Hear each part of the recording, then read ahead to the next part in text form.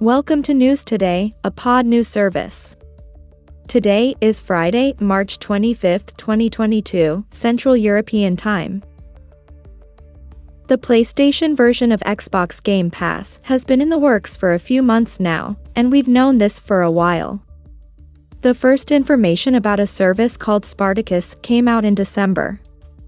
PlayStation's answer to Xbox Game Pass was this service, which was called Game Pass. This is how it was back then. We didn't have much to go on. However, a Bloomberg report says that Sony is going to show off a Game Pass-like service soon. If we ever get to play a finished version of Spartacus, there are still many things we don't know. That's not all, though. Bloomberg now says that Sony plans to start the service as soon as next week. Sources say that Sony will use Spartacus to combine PlayStation Plus, its premium online subscription, and PlayStation Now, its not-so-loved streaming service, into a single package. The new PlayStation Game Pass alternative is also said to have different levels of service.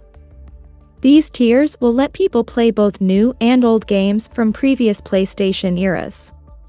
It looks like PlayStation is taking a page from Amazon's book when it comes to Luna, its cloud-based game service.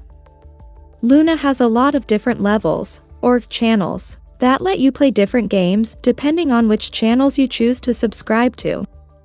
It's an interesting idea, especially since Xbox Game Pass gives you access to everything without having to pay extra for games and extra content.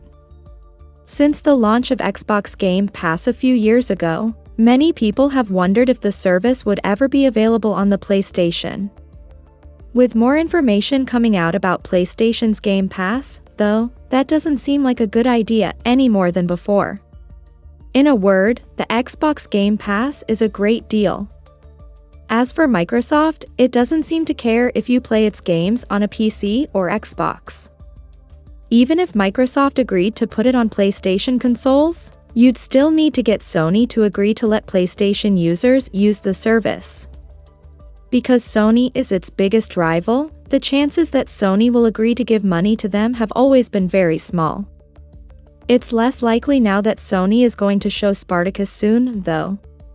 Even if Sony doesn't lock people out of different games in higher subscription tiers, having multiple tiers already feels like a mistake. But there's another problem that Bloomberg talked about that could be even worse for PlayStation's Game Pass than the one that Bloomberg talked about. One of the best things about Xbox Game Pass is that you can play new games as soon as they come out. Sony isn't going that way, Bloomberg says. On the PlayStation Game Pass alternative, new games won't be released on the same day they're released. Consequently, this might put Sony's subscription at a huge disadvantage when it comes to Microsoft's service, which costs less. It's still possible that people who own a PlayStation 5 will be able to use the new service. When Sony officially announces its version of Game Pass, we'll have to wait to see what else they say about it. For now, subscription prices and what each tier can do aren't clear.